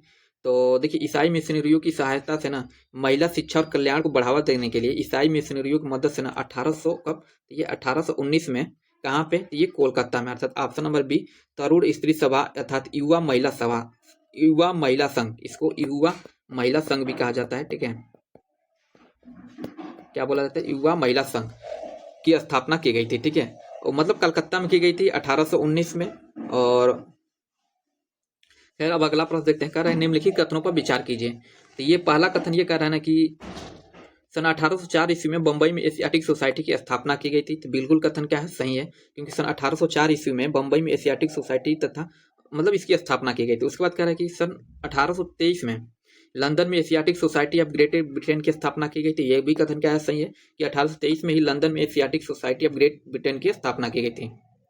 तो देखिए एक प्रश्न ये बहुत से लोगों लग रहा होगा कि 1784 में एशियाटिक सोसाइटी ऑफ बंगाल की स्थापना की गई थी। तो ये वो भी कथन क्या है, सही है, क्योंकि देखिए 1804 में यहाँ बंबई में देना है, तो 1804 ईस्वी में बंबई में एशियाटिक सोसाइटी की स्थापना की गई थी, और बल्कि 1784 में ये जो एशियाटिक सोसाइटी की जो स्थापना हुई थी ये बंगाल में हुई थी, न कि मुंबई में, ठीक है, क्योंकि यहाँ पर मुंबई में पूछा है और बंगाल में 1784 में हुआ था। तो दोनों कथन इसका सही है, इसलिए ऑप्शन नंबर सी इसका क्या हो जाएगा, सही हो जाएगा। अगला प्रश्न कह रहा है मिलान करने वाला, तो इसको छोटा करना पड़ेगा। एक तरफ कह रहा है कि सूची 1 विद्रोह तथा सूची 2 नेतृत्वकर्ता का सुमेलित कीजिए तथा सूचियों के नीचे दिए कोड की सहायता से सही उत्तर का चयन कीजिए। एक तरफ सूची 1, दूसरी तरफ सूची 2। तो देखिए कोल विद्रोह दे रहा है, कहाँ पे किस मतलब इस कोल विद्रोह के जो नेतृत्वकर्ता थे कौन थे। तो देखिए कोल विद्रोह हुआ कब था, 1831-32 में। इसको हम लोग सन भी देखते जाएंगे क्योंकि एक सन भी कई बार पूछा है, 1831-32 में। और इसका जो ये बुद्धू भगत थे, कोल विद्रोह का जो नेतृत्वकर्ता वाले थे ये बुद्धू भगत है, अर्थात ए का क्या हो जाएगा, 4 हो जाएगा, ठीक है। उसके बाद खासी विद्रोह, तो देखिए खासी विद्रोह हुआ था ना 1833 में हुआ था। कब, ये 1833 में हुआ था ये खासी विद्रोह। और इसके नेतृत्वकर्ता कौन थे, तो ये तीरथ सिंह थे। कौन, ये थे तीरथ सिंह, अर्थात बी का क्या हो जाएगा, 2। और ये असम से थे, कहाँ से, असम से, अर्थात बी का देखिए क्या हो गया, 2। अब ए का 4, बी का 2। उसके बाद संथाल विद्रोह, तो आप सभी लोग को पता है संथाल विद्रोह ये 1855-56 हुआ था। कब, 1855-56 में। और ये हुआ कहाँ, इसके जो नेतृत्व करता थे ये थे सिद्धू और कान्हू, सिद्धू और कान्हू, अर्थात सी का क्या हो जाएगा, 1, सी का 1 है। नेक्स्ट बता चेरो विद्रोह, तो चेरो विद्रोह 1800 में हुआ था, और इसके जो नेतृत्व करता थे भूषण सिंह थे, अर्थात डी का क्या हो जाएगा, 3rd। अब देखिए ए का 4, बी का 2 किस ऑप्शन में, केवल ऑप्शन नंबर डी में। ए का 4, बी का 2 और सी का 1 और डी का क्या है, 3rd है, इसलिए ऑप्शन नंबर डी इसका क्या हो जाएगा, सही हो जाएगा। और अगला प्रश्न ये कह रहा है कि वर्ष 1907 में सूरत में आयोजित वार्षिक अधिवेशन में भारतीय राष्ट्रीय कांग्रेस में पहली बार विभाजन की घटना देखने को मिली। यह क्रम में कौन सा वार्षिक अधिवेशन था। तो देखिए ये कांग्रेस के सभी लोग पता होगा कि ये 1885 में स्थापना हुई थी। कब, 1885 में, हाँ, और 1885, और ये कह रहा है 1907। और जो 9 भी याद रहे ना तो घटा के देख लेंगे कौन से साथ में हुआ था, ठीक है। ये जो था ये कुल 23वां अधिवेशन था। कौन था, 23वां अधिवेशन, ठीक है। तो ये भारतीय राष्ट्रीय कांग्रेस का कौन सा अधिवेशन था, 23वां था, अर्थात ऑप्शन नंबर डी इसका क्या हो जाएगा, सही हो जाएगा। अगला प्रश्न कर रहा है प्रश्न संख्या 43। अगला प्रश्न 43 कह रहा है कि संसार के विशालतम गुंबदों में से एक गुंबद कहाँ पे स्थित है।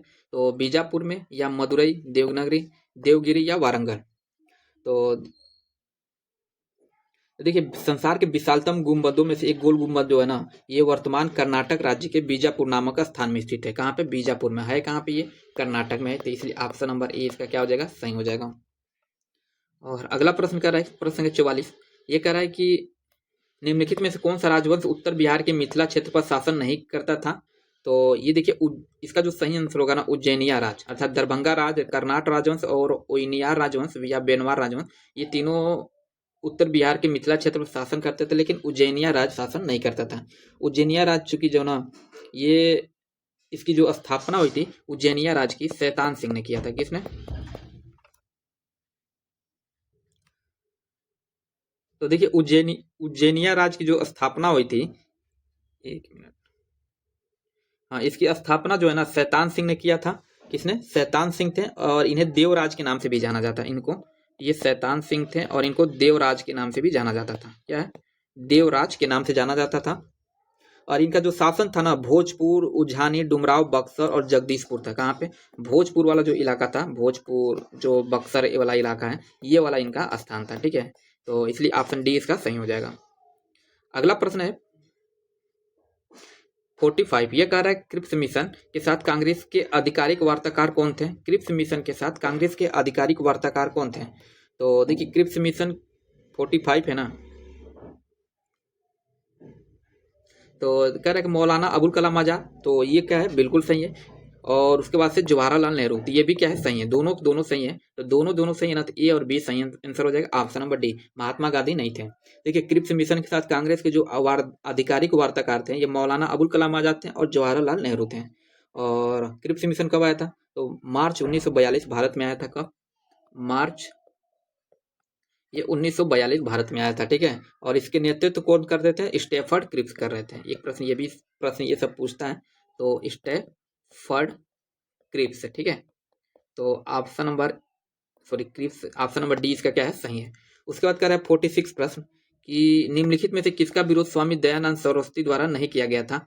तो तंत्र मंत्र, इसका विरोध किया गया था। बहुदेववाद, इसका भी विरोध किया गया था। मूर्ति पूजा, इसका भी विरोध किया गया था। लेकिन कर्म सिद्धांत का विरोध नहीं किया गया था, इसलिए कर्म सिद्धांत इसका सही आंसर हो जाएगा।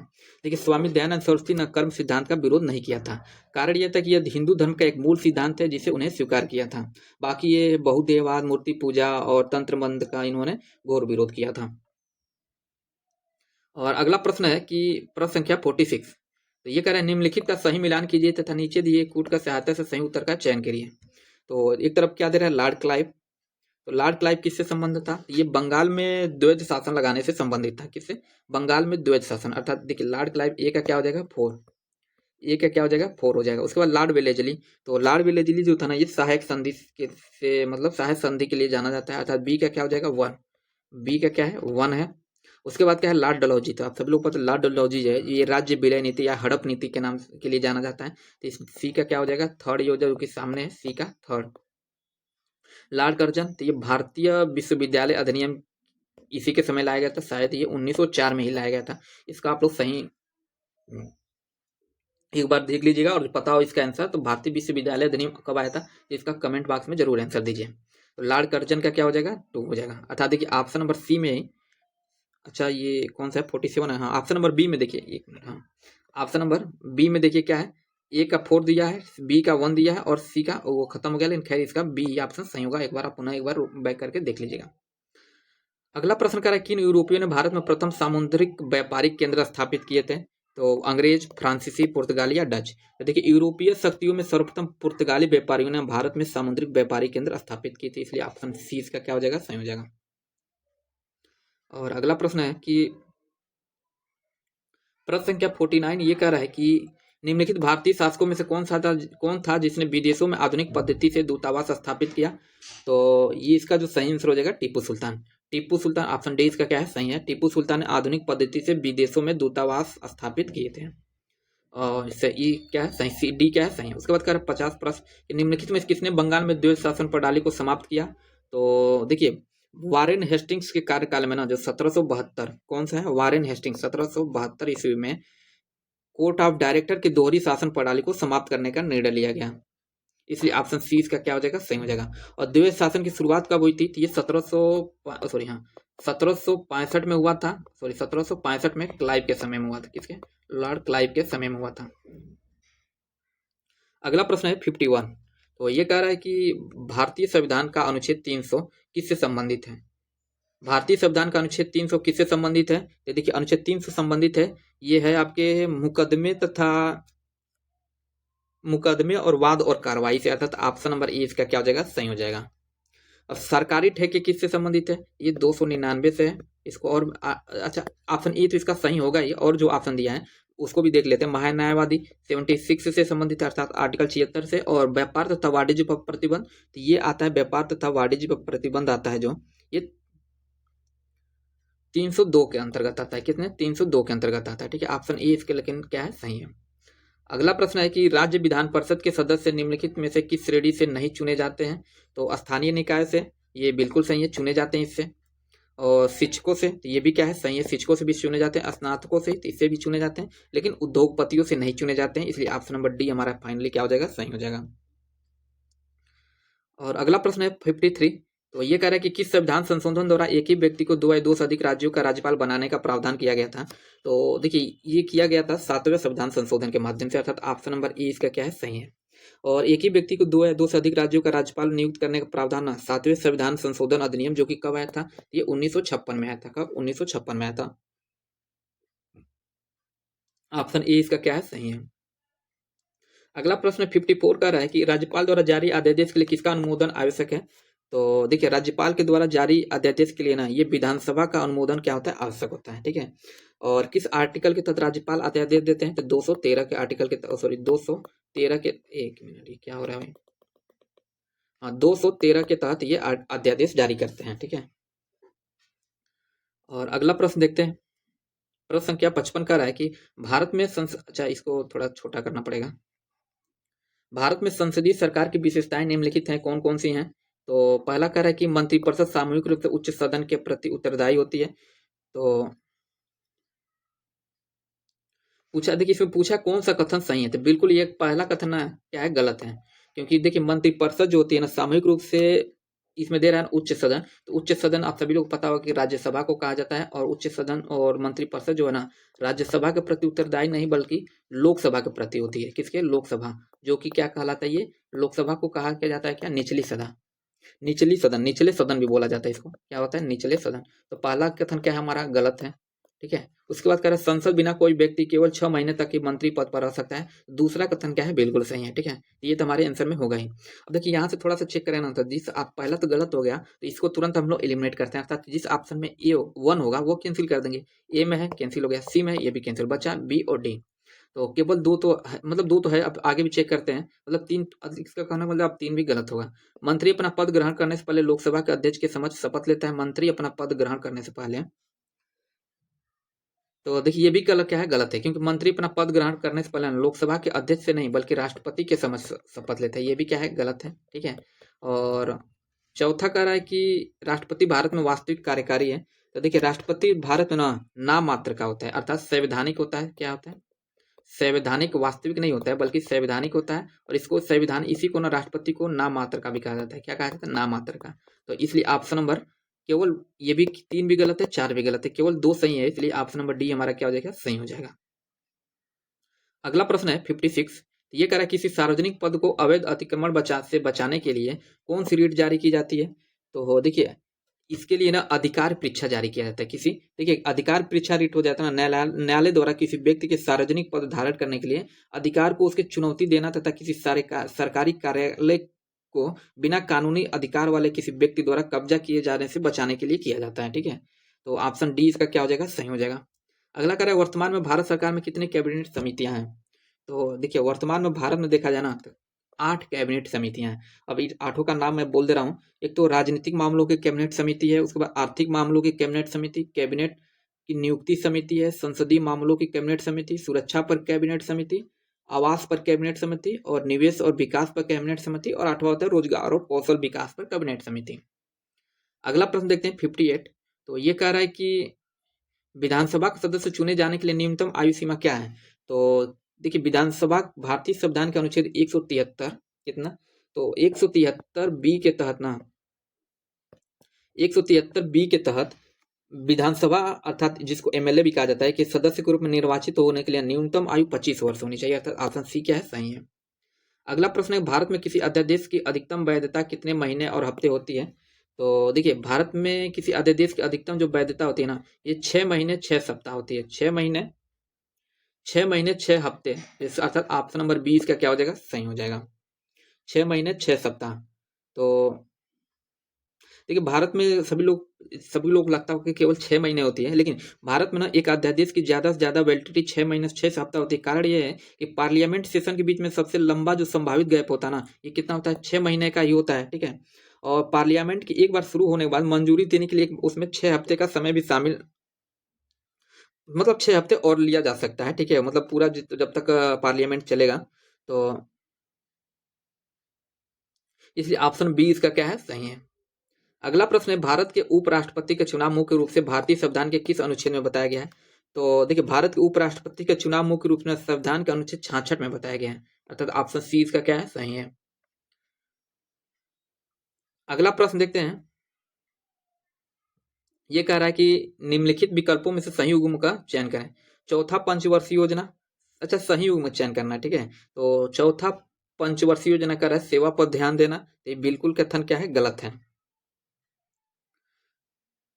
क्योंकि चौथा पंचवर्षीय योजना में ना, एक मिनट इसको थोड़ा, वृद्धि के साथ मतलब इसका न्याय दिया गया था, वृद्धि के साथ न्याय क्या है, वृद्धि के साथ, ये इसलिए क्या है, गलत है, ठीक है।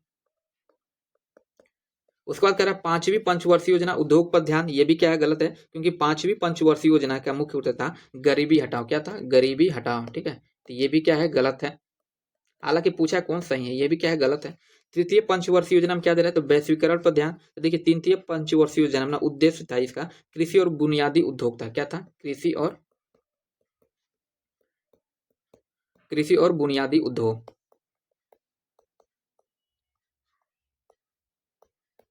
उसके बाद कह रहा है प्रथम पंचवर्षीय योजना, तो देखिए प्रथम कह रहा है कृषि पर ध्यान था, ये क्या असल क्या है, बिल्कुल सही है, जो कि प्रथम पंचवर्षीय योजना का क्या था, तो कृषि पर ध्यान था, जो कि ऑप्शन नंबर डी क्या है, सही है। प्रथम पंचवर्षीय योजना कब था, 1951 से लेकर 56 तक था। और तृतीय कब से था, तो देखिए तृतीय था ना 1961 से लेके, ये 1961 से लेके 66 तक था, ठीक है।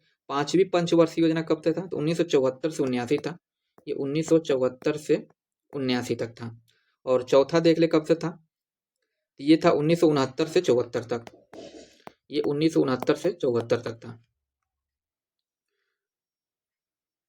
अगला प्रश्न है कि साधन लागत पर एनपी क्या कर रहा है, साधन लागत पर एनपी के बराबर है, किसके बराबर, तो देखिए NP as a factor cost, साधन लागत पर शुद्ध राष्ट्रीय उत्पाद को ही ना नेशनल इनकम कहा जाता है। तो इसका जो सही आंसर हो जाएगा ये होगा राष्ट्रीय आय पे, अर्थात ऑप्शन नंबर डी, साधन लागत पर एनपीपी राष्ट्रीय आय, यहाँ पे लिख दें राष्ट्रीय आय के, नेशनल इनकम राष्ट्रीय आय के बराबर होगा, अर्थात ऑप्शन डी इसका क्या है, सही है। उसके बाद प्रश्न देख रहे हैं 63 का रहा है, कृषि विपणन प्रणाली में सुधार के लिए भारत सरकार द्वारा अपनाया गया नीतिगत उपाय क्या है? तो सार्वजनिक वितरण प्रणाली पीडीएस, या न्यूनतम समर्थन मूल्य एमएसपी, या बफर स्टॉक का रखरखाव, उपयुक्त में से एक से अधिक। तो इसका सही आंसर हो जाएगा डी, उपयुक्त में से एक से अधिक। देखिए, सार्वजनिक वितरण प्रणाली पीडीएस जिसको बोलता है, उपभोक्ता मामले खाद्य और सार्वजनिक वितरण मंत्रालय के अंतर्गत क्या होता है, सस्ती कीमतों पर खाद्यान्न के वितरण के माध्यम से खाद्य सुरक्षा सुनिश्चित करने वाली एक प्रणाली माना जाता है। और इसी के अंतर्गत आता है बफर स्टॉक के माध्यम से न्यूनतम समर्थन अथवा एमएसपी पर भी की गई सार्वजनिक खरीद को गोदामों में सुरक्षित करता है बफर स्टॉक, ठीक है। तथा ये सूखा, बाढ़, युद्ध तथा अकाल जैसी प्रतिकूल दशाओं में देखा जाए तो खाद्य सुरक्षा को ये सुनिश्चित करता है, इसलिए ऑप्शन डी इसका क्या है, सही है। तीनों कथन सही है। नेक्स्ट प्रश्न, किस समिति ने प्रतिस्पर्धा अधिनियम 2002 को अधिनियमित करने का सुझाव दिया था? तो ये दिया था बी एस राघवन समिति ने। एस बी राघवन समिति की अनुशंसा पर एक एकाधिकार तथा अवरोधक व्यापार व्यवहार अधिनियम 1969 को निरस्त करके, किसको, तो ये 1969 को निरस्त करके ना मतलब उसी के स्थान पर प्रतिस्पर्धा अधिनियम 2002 लाया गया था, इसलिए ऑप्शन सी इसका क्या है, सही है। अगला प्रश्न कह रहा है कि गरीबी रेखा के निर्धारण करने के लिए कौन सा संगठन सर्वेक्षण करता है? तो देखिए, गरीबी रेखा के निर्धारण के लिए ना ये एनएसओ करता है, अर्थात ऑप्शन नंबर 20 का क्या हो जाएगा, सही हो जाएगा, एनएसओ, जिसको हम लोग मतलब एनओसई गरीबी रेखा के निर्धारण करने के लिए मतलब सर्वेक्षण करता है। अगला प्रश्न है कि भंडारी समिति किससे संबंधित है? तो देखिए भंडारी समिति जो है ना, ये है क्षेत्रीय ग्रामीण बैंकों की पुनर्संरचना से संबंधित है। अर्थात ऑप्शन नंबर डी इसका क्या हो जाएगा? सही हो जाएगा। भंडारी समिति किससे संबंधित है? ये क्षेत्रीय ग्रामीण बैंकों की पुनर्संरचना से संबंधित है। और खैर अगला प्रश्न देखते हैं 67। कह रहा है बिहार आर्थिक सर्वेक्षण पहली बार किस वित्तीय वर्ष के लिए प्रकाशित किया गया था? तो देखिए बिहार का जो आर्थिक सर्वेक्षण है ना, पहली बार ये प्रकाशित कब किया गया था? ये 2006-7 में प्रकाशित किया गया था। अर्थात ऑप्शन नंबर बी इसका क्या है? सही है। नेक्स्ट प्रश्न है निम्नलिखित बंदरगाहों में से कौन कृत्रिम बंदरगाह है? तो देखिए इसमें जो चेन्नई बंदरगाह है ना, भारतीय बंदरगाहों में देखा जाए चेन्नई एक कृत्रिम बंदरगाह है और इसका वाणिज्यिक संचालन कब हुआ था? तो ये 1800 लगभग, हाँ 1881 में हुआ था। ठीक है। बाकी जो बंदरगाह है ये मुर्मू गोवा, मुंबई, कोच्चि, ये सब क्या है? प्राकृतिक बंदरगाह है। अर्थात ऑप्शन डी इसका क्या है? सही है। अगला प्रश्न है 69। तो कह रहे बिहार में सोरे के व्यापार का एकाधिकार अंग्रेजों को किसने प्रदान किया था? तो देखिए बिहार में जो सोरे का जो एकाधिकार था ना, प्रश्न संख्या कौन सा? 69। बिहार में सोरे के व्यापार का एकाधिकार जो था अंग्रेजों को, ये मीर जाफर ने प्रदान किया था। तो ऑप्शन बी क्या है? सही है। अगला प्रश्न है प्रश्न संख्या 70। कह रहे प्राचीन बिहार का कौन सा राजवंश पितृहत्ता राजवंश के नाम से जाना जाता है? तो देखिए ये हर्यक वंश है। कौन सा? पितृहत। देखिए हर्यक वंश राजवंश न एक अल्पकालिक राजवंश था जिसमें प्राचीन बिहार के मगध क्षेत्र पर कब? तो ये 544, हाँ 544 ईसा पूर्व। ठीक है। 544 ईसा पूर्व से लेके 413 कितना? तो 413 ईसा पूर्व तक इन्होंने शासन किया। ठीक है। और देखिए हर एक वंश को ना पितृहत्ता राजवंश के रूप में कारण क्या है जानने जाने का? तो क्या ना कि सिंहासन हासिल करने की लालसा में जो अजात शत्रु था, इसने अपने बिंबिसार कितने अजात शत्रु ने, इसने अपने पिता जो क्या थे बिंबिसार थे, इनकी हत्या कर दी। और अजात शत्रु की हत्या उसके पुत्र किसने? उदयन ने कर दी। इसके उदयन ने इसकी हत्या कर दी और इसने अजात शत्रु ने बिंबिसार की हत्या की थी। ठीक है। तो इसलिए हर एक वंश को जाना जाता है। ऑप्शन ए इसका क्या है? सही है।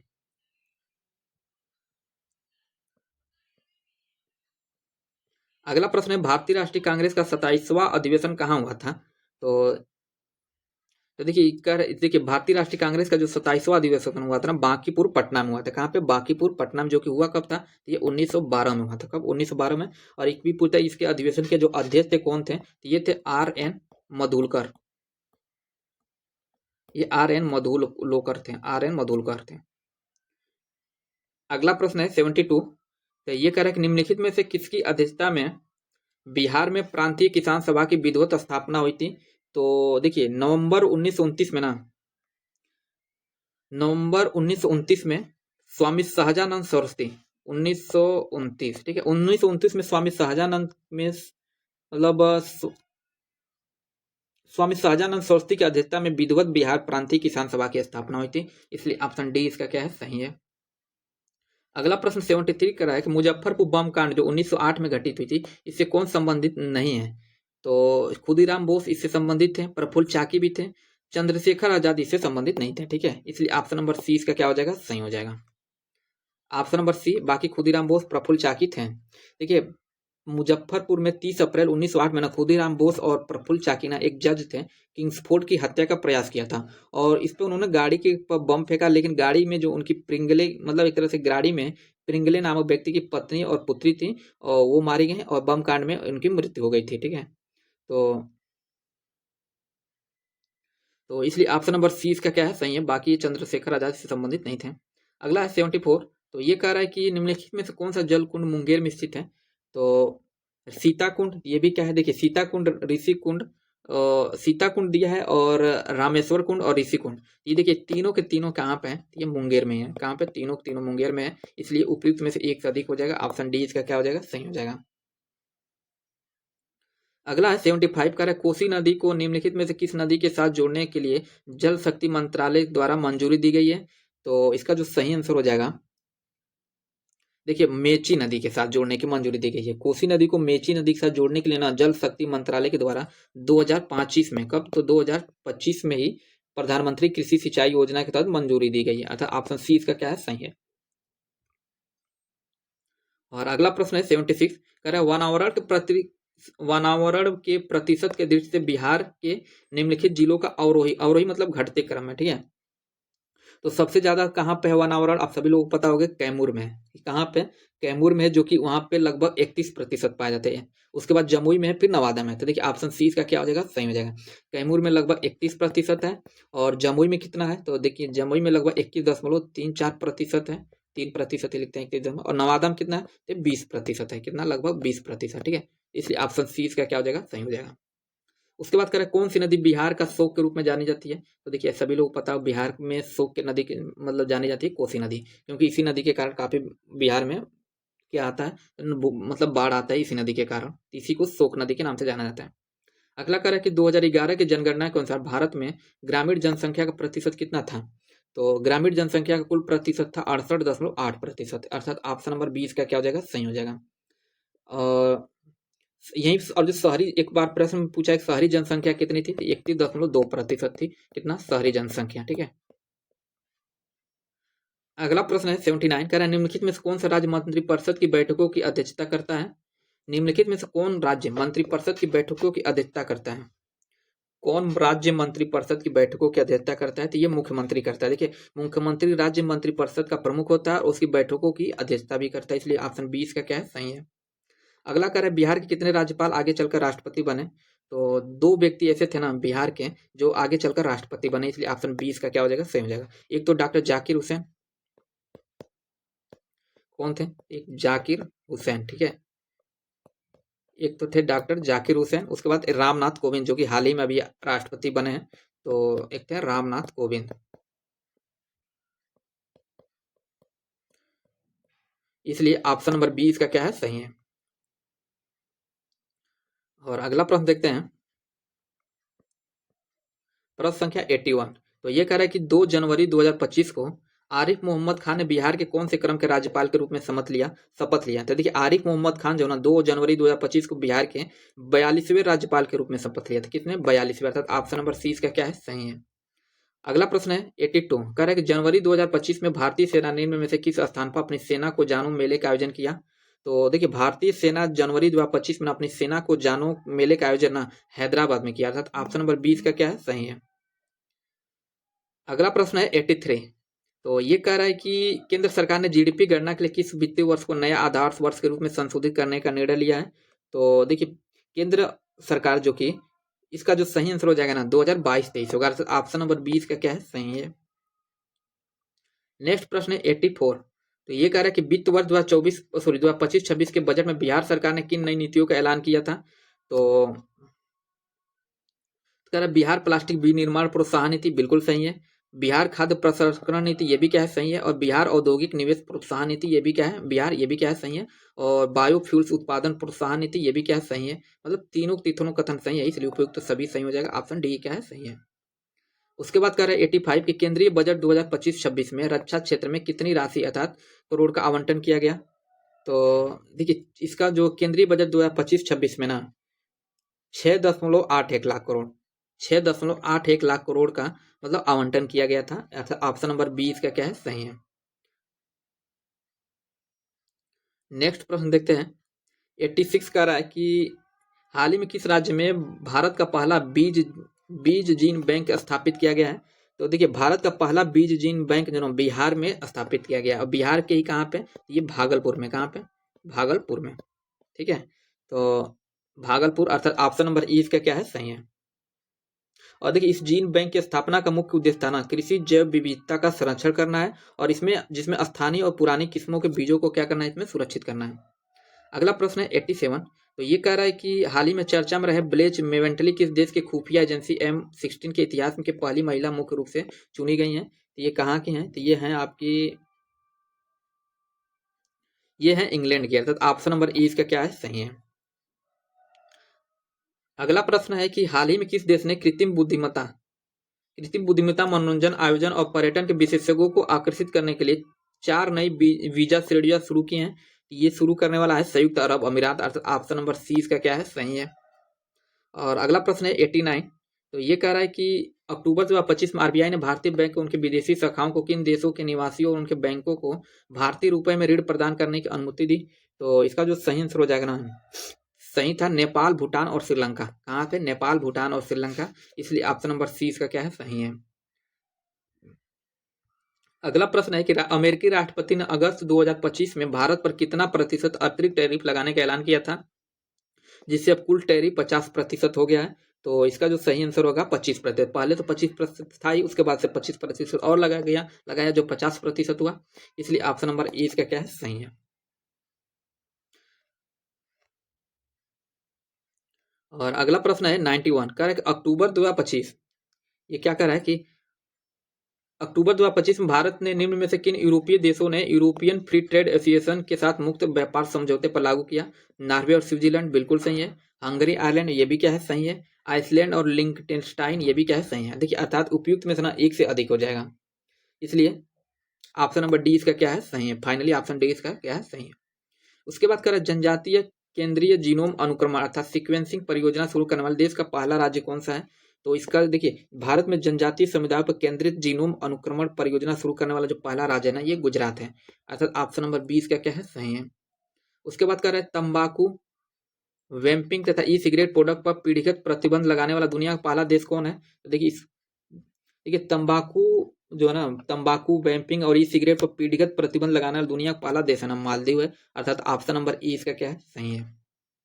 उसके बाद कह रहे हैं 94 कि प्रधानमंत्री मोदी ने किस विदेशी महिला प्रधानमंत्री की स्मरण पुस्तक का भारतीय संस्करण के लिए प्रस्तावना लिखा है? तो ये है जॉर्जिया मेलोनी। किससे? Giorgia Meloni. तो इटली के प्रधानमंत्री जॉर्जिया मेलोनी की बहुचर्चित आत्मकथा शीर्षक जो है I am Giorgia my roots my principle, क्या नाम है? I am Giorgia my roots my principle. तो इसी की प्रस्तावना मोदी जी ने लिखा है। इसकी प्रस्तावना किसने लिखा है? मोदी जी ने, इसलिए ऑप्शन नंबर सी इसका क्या है? सही है। और आप सब इस और यही सब कारण है कि आप लोग देखे होंगे मोदी जी और मेलोनी के बीच काफी मीम्स बनाया जाता है। हालांकि ये मेन ये कारण नहीं है, बस वैसे लोग फालतू में मीम्स बनाते हैं मोदी जी और मेलोनी के बारे में। मोदी जी तो बहुत अच्छे व्यक्ति हैं। फिर अगला प्रश्न देखते हैं 95, कह रहे जम्मू कश्मीर एंड लद्दाख थ्रू एजेड निम्न में से किसने लॉन्च किया है? तो देखिए ये लॉन्च किया है अमित शाह ने। किसने? इस पुस्तक का विमोचन केंद्रीय गृह मंत्री अमित शाह ने किया था, इसलिए ऑप्शन बी इसका क्या हो जाएगा? सही हो जाएगा।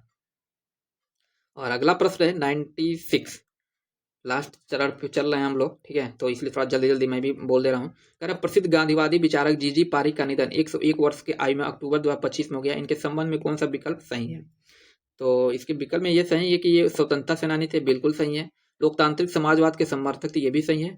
श्रमिक आंदोलनों के नेता थे, ये भी क्या है? सही है। तो अर्थात ऑप्शन नंबर डी इसका सही फाइनली हो जाएगा, उपयुक्त सभी हो जाएगा, ठीक है। और अगला प्रश्न है 97, तो ये कह रहा है कि नीतीश कुमार ने नवंबर 2025 में बिहार के मुख्यमंत्री के रूप में कितनी बार शपथ लिया? तो अभी हाल ही में चुनाव हुआ है, तो देखेंगे इससे एक प्रश्न जरूर होंगे। ये 10वीं बार शपथ लिया। किसने? 2025 में बिहार के मुख्यमंत्री के रूप में इन्होंने 10वीं बार शपथ लिया, अर्थात ऑप्शन ए इसका क्या है? सही है। अगला है 98, कह रहा है साहित्य के क्षेत्र में वर्ष 2025 का नोबेल पुरस्कार निम्न में से किसे प्रदान किया गया? साहित्य के क्षेत्र में पूछा है, ठीक है। तो देखिए ये प्रदान किया गया है आपको, नाम बहुत इनका टेढ़ा मेढ़ा है, क्या है? लास्चलो क्रास्चेना होरकई, अर्थात ऑप्शन नंबर इसका क्या है? सही है।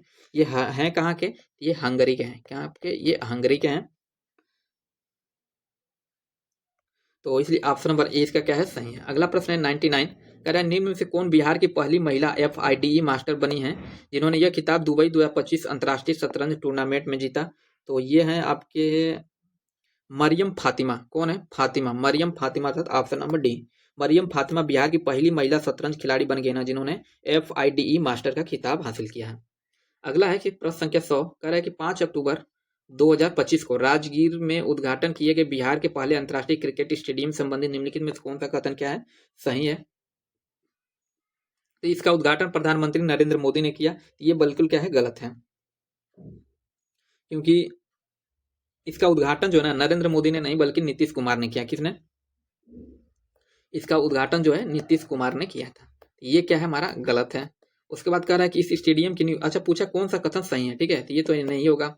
उसके बाद स्टेडियम की नींव 12 अक्टूबर 2018 को रखी गई थी, तो देखिए ये क्या है? बिल्कुल सही है। इस स्टेडियम की जो नींव है 12 अक्टूबर 2018 को ही रखी गई थी, ऑप्शन बी क्या है? सही है। सी इसलिए गलत है कि इसकी कुल लागत 800 करोड़ है, तो बिल्कुल गलत है, क्योंकि इस स्टेडियम की जो कुल लागत है ना, ये 1000 रुपया करोड़ है। कितना? 1000 करोड़ है। कितना है? 1000 करोड़ है। तो ऑप्शन बी इसका क्या है, सही है। फाइनली 100 प्रश्न हो गया इसके, सेट फुल लेंथ टेस्ट था ये एडुटेरिया का। और पुनः एक बार कहना चाहूँगा कि अभी तक चैनल को जरूर सब्सक्राइब नहीं किया तो जरूर सब्सक्राइब कर लीजिए, ताकि जब भी अगला वीडियो डाला जाए तो इसका नोटिफिकेशन आप लोग को मिल जाए।